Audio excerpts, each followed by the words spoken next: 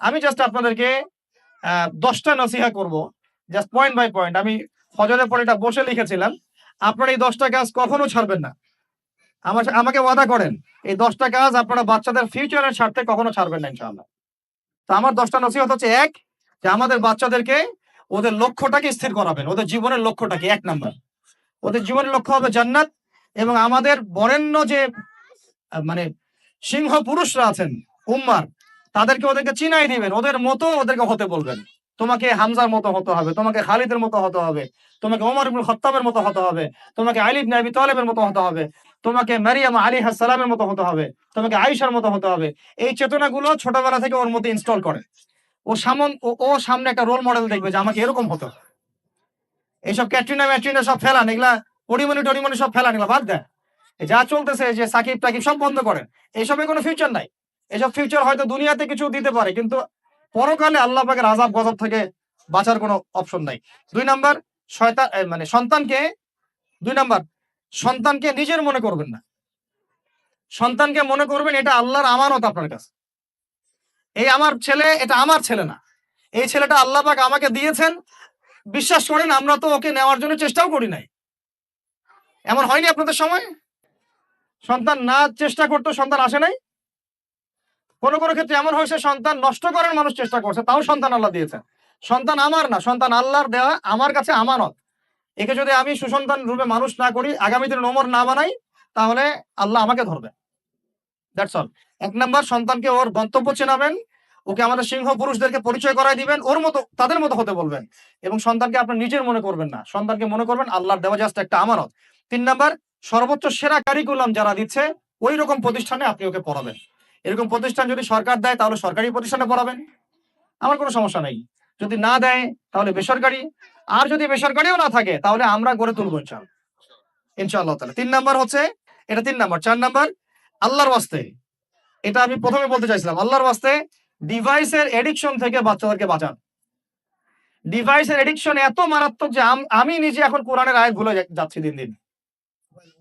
এই ডিভাইস আমার হাতে যেটা আছে, এটা একটা পয়জন, এটা একটা হিপনোটাইজ করার যন্ত্র মানুষকে।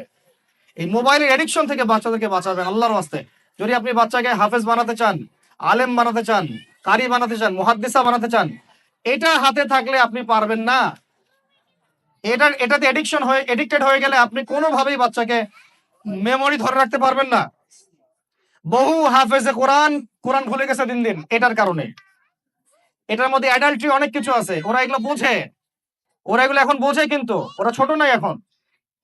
এগুলো একটা কার্টুন দেখতে গিয়ে ওরা 10টা দেখে ফেলবে, আজে বাজে জিনিস দেখে ফেলবে। এটা এটা এটা এটা এটার মানে ব্যবহারটাকে নিয়ন্ত্রণ করেন, ডিভাইস এডিকশনটা বন্ধ করেন। আল্লাহ পাক তৌফিক দান করেন, আমিন। ৫ নাম্বার হচ্ছে ম্যানুফ্যাকচারড কোনো খাবার বাচ্চাদেরকে খাওয়াবেন না। ফিজিক্যালি ওদেরকে ফিট রাখার চেষ্টা করবেন। ম্যানুফ্যাকচারড খাবার মানে একটু আগে দেখলাম যে বাইরের খাবারগুলো এটা খাচ্ছে, চিপস টিপস ইত্যাদি। এগুলা ওর হজম শক্তি নষ্ট করবে, ফিজিক্যাল স্ট্রেংথ নষ্ট করবে, ওর মেমোরি শার্প হতে দিবে না। ওকে ভিতর থেকে ওই যে একটা শব্দ একটু আগে বলেছে এক ভাই, যে ব্রয়লার মুরগি বানাই দিবে, আসলেই তাই বানাই দিবে। আমরা ঢাকা শহরে যখন থাকি, ছেলেপেলেদের ১৫ বছরের ছেলের ভুঁড়ি দেখলে আমাদের মনে হয় যে কি একটা অবস্থা।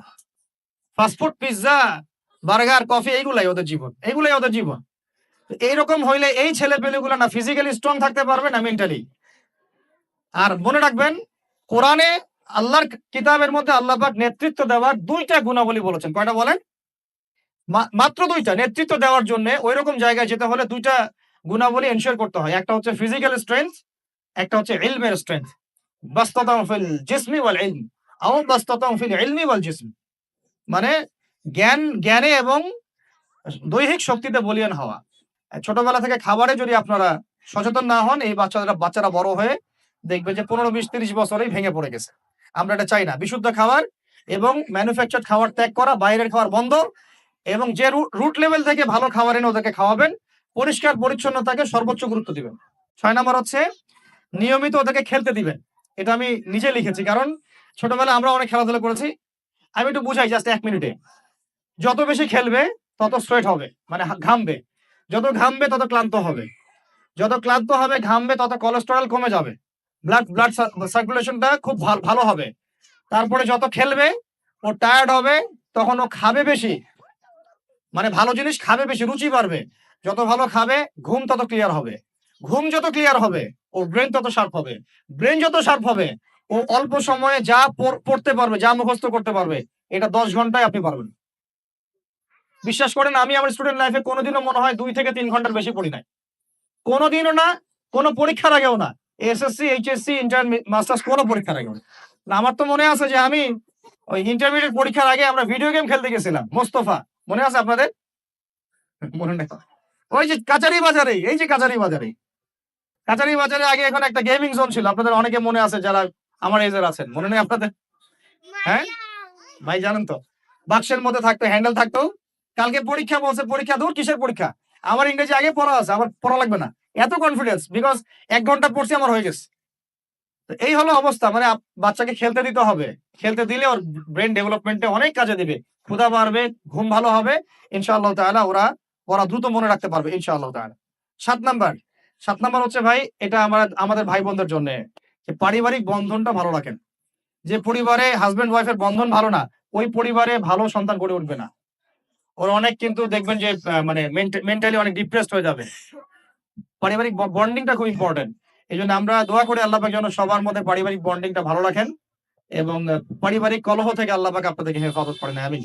আর 8 নাম্বারটা হচ্ছে বাবাদেরকে বলছি আমি, যে বাবাদের উচিত হবে মাদের দায়িত্ব না শুধু সন্তানদেরকে সময় দেয়া, বাবাদের, because because brother, you are not a money making machine at all. আপনি মানি মেকিং কোনো মেশিন না, আপনার কাজ শুধু টাকা আর্ন করা না তো, আপনার আমার কাজ হচ্ছে বাচ্চাকে সময় দেয়া। কোরআন আপনি খোলেন, কোরআনের মধ্যে আপনি মা এবং ছেলের কোনো কনভারসেশন পাবেন না। আমার জ্ঞান ক্ষুদ্র, যদি থাকে আমাকে জানায়েন, যে কোনো জায়গায় যদি থাকে, কোনো জায়গায় যদি পান মা এবং ছেলের কনভারসেশন আমাকে জানায়েন। আমি কোথাও কোরআনে মা এবং ছেলের কোনো কনভারসেশন পাই নাই, মা এবং সন্তানের কোনো কনভারসেশন পাই নাই। আমি যদি ভুল হই বা আমার যদি জানা না থাকে আপনি আমাকে জানাই দিন। আমি সব জায়গায় পাইছি বাবা ছেলে, বাবা ছেলে, বাবা ছেলে, বাবা এবং ছেলের কনভারসেশন। তার মানে কোরআন আমাদেরকে হেদায়েত দিচ্ছে যে বাবাদেরকে সময় দিতে হবে ছেলেদেরকে। ইউসুফ তার বাবার সাথে কথা বলছেন, ইউসুফের বাবা তার ছেলের সাথে কথা বলছেন, লুকমান আলাইহিস সালাম তার ছেলেকে নসিহত করছেন, ইব্রাহিম আলাইহিস সালাম তার ছেলেকে বলছেন আমি তোমাকে জবাই করার স্বপ্ন দেখেছি। মা ছেলের কনভারসেশন খুব পাওয়া যায় না। আমি জানি না কোনো জায়গায় থাকতে পারে, থাকলে আমাকে জানায়েন, কিন্তু আমি পাইনি কখনো। তো বাবাদেরকে বলবো আপনি সন্তানকে সময় দেন, because you are not a money making machine at all. আপনি কোনো মানি মেকিং মেশিন নন। এটা হলো 8, আর দুটো বলে শেষ করতেছি। 9 নাম্বার হচ্ছে সন্তানকে চাপ দিবেন না, চাপ দিয়ে ওকে জোর করে কোনো কাঠামো দেওয়ার চেষ্টা করবেন না, বরং আপনি খুঁজে বের করেন আপনার সন্তানের মধ্যে ইউনিক প্রতিভা কি আছে।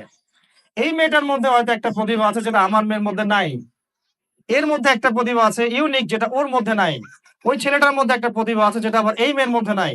আপনি কখনো কারোর সাথে কারো তুলনা করবেন না। তুমি মারিয়ামের মতো ফার্স্ট হতে পারো নাই কেন, তুমি ওই সুমাইয়ার মতো সেকেন্ড কেন হলো না, তুমি ওই আব্দুল্লাহর মতো কেন ফার্স্ট হলো না, কখনো এরকম তুলনা করবেন না। এগুলো করলে ছেলেরা ভিতর থেকে, মেয়েরা ভিতর থেকে খুব ডিপ্রেসড হয়ে যায়, আত্মবিশ্বাস হারায় ফেলে। ওরা মানে মনে করে হয়তো আমার দ্বারা কিছু হবে না। বরং আপনি আরো উৎসাহিত করবেন, কোনো সমস্যা নেই বাবা, কোনো সমস্যা নেই আম্মু, এবার বড় নেই পরে এবার হবে ইনশাল্লাহ। বরং তাদেরকে সময় দিবেন এবং খুঁজে বের করবেন যে কোন প্রতিভা আপনার মেয়ের মধ্যে, আপনার ছেলের মধ্যে আছে। কেউ দেখবেন খুব ভালো লিখতে পারে, কেউ ভালো আবৃত্তি করতে পারে, কেউ ভালো নেতৃত্ব দিতে পারে, কেউ ভালো দেখবেন যে মাশাআল্লাহ মুখস্থ করতে পারে। প্রতিভা বিচক্ষণতার সাথে ফাইন্ড আউট করতে হয়। এটা আমার আমার কাজ বাবা হিসেবে, আপনার কাজ মা হিসেবে। আল্লাহ পাক আমাদেরকে এটা করার তৌফিক দান করেন, আমি জোর করে চাপায় দেওয়া যাবে না। আর একটা নসিহত শেষ, সেটা হলো আমরা তো 5 ওয়াক্ত নামাজ পড়বই, বাচ্চাদেরকে তো ইসলামিক পরিবেশ দিবই। আমাদের তাহাজ্জুদের ওয়াক্তে 2 রাকাত নামাজ পড়াটাকে আপনার উপর ফরজ করে নেন। তাহাজ্জুদের ওয়াক্তে অন্তত 2 রাকাত নামাজ পড়াকে আপনার আমার উপর ফরজ করে নেন, যদি ওটা ফরজ না, ফরজ করে নেন। কারণ ওই সময় দোয়া যেগুলো করা হয় আল্লাহর কাছে একদম সরাসরি কবুল হয়। আপনাদেরকে আমি একজন মনীষীর কথা খালি বলবো, ইমাম বুখারী রাহিমাহুল্লাহ, নাম শুনেছেন আপনারা? তার কিতাব কিয়ামত পর্যন্ত ইনশাআল্লাহ পড়ানো হবে, ওইটা না পড়ে কেউ আলেম হয় না, তাই না বিষয়টা? তিনি যে একসময় অন্ধ ছিলেন আপনারা কি জানেন? তিনি যে একসময় চোখে দেখতে পারতেন না আপনারা কয়জন জানেন?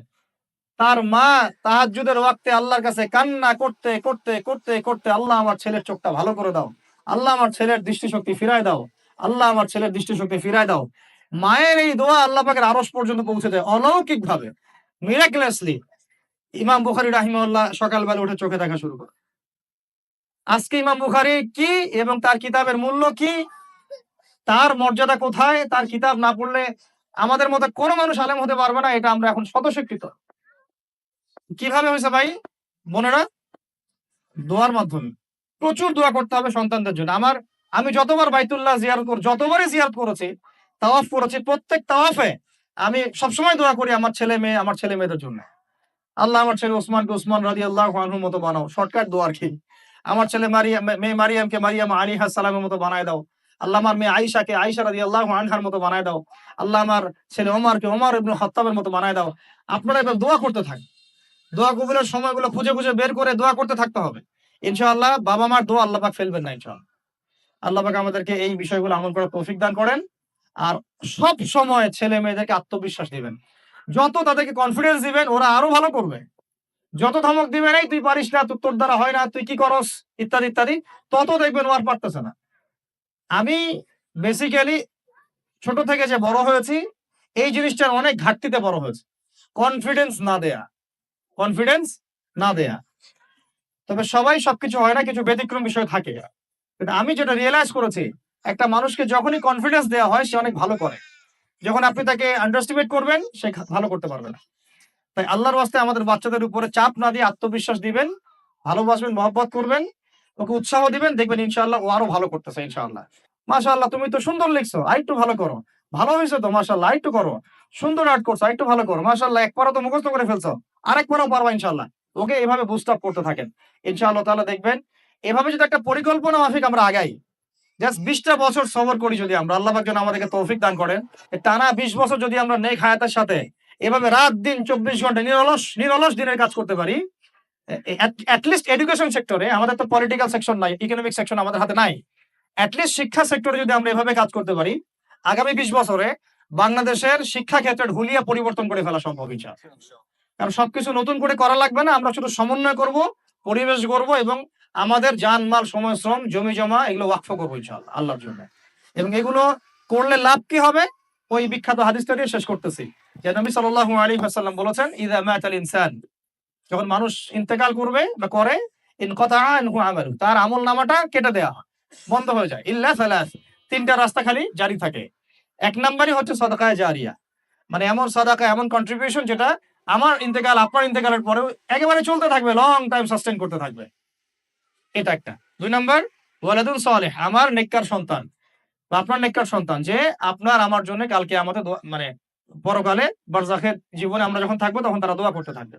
আর আমি বলছি আমার ওমরই শুধু আমার ছেলে না, আপনাদের সবার সন্তান আমার সন্তান, আপনাদের সবার মেয়ে আমার মেয়ে।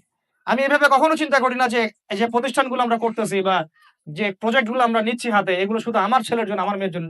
কোশ্চিন কালেও এদেশের প্রত্যেকটা শিশু আমার শিশু, আমার ছেলে আমার মেয়ে। এদেশের প্রত্যেকটা বোন আমার বোন, এদেশের প্রত্যেক ভাই আমার ভাই। ওইভাবে চিন্তা করে আমাদেরকে না গেলে আমরা জাতিগত পরিবর্তন আনতে পারবো না। তখন আমরা স্বার্থপর হয়ে যাবো। আমার ছেলে বাঁচলেই হইলো, আমার মেয়ে বাঁচলেই হইলো। তখন হবে কি, আমার ছেলে আদতে বাঁচতে পারবে না, আমার মেয়েও বাঁচতে পারবে না। কারণ ফিতনা যখন সব জায়গায় ছড়ায় পড়বে, আমার ঘরেও তো ঢুকবেই, স্বাভাবিক। আর শেষ নাম্বারটা হচ্ছে আল ইলম, এমন জ্ঞান ইউনতাফাউ বিহিন নাস, যে জ্ঞান দিয়ে মানুষ উপকৃত হয়। এই হলো শিক্ষা প্রজেক্ট গুলো। আল্লাহ পাক এই হাদিসটার উপর আমাদের সবাইকে আমল করার তৌফিক দান করেন, আমিন। আর আমি লম্বা করছি না, আপনাদের অনেকেই ক্ষুধার্ত, আমাদের বাচ্চারা ক্ষুধার্ত। আমরা দোয়া করি আল্লাহ পাক যেন আমাদের সবাইকে পবিত্র কোরআন এবং নবীর হাদিস অনুযায়ী জীবন গড়ার তৌফিক দান করেন।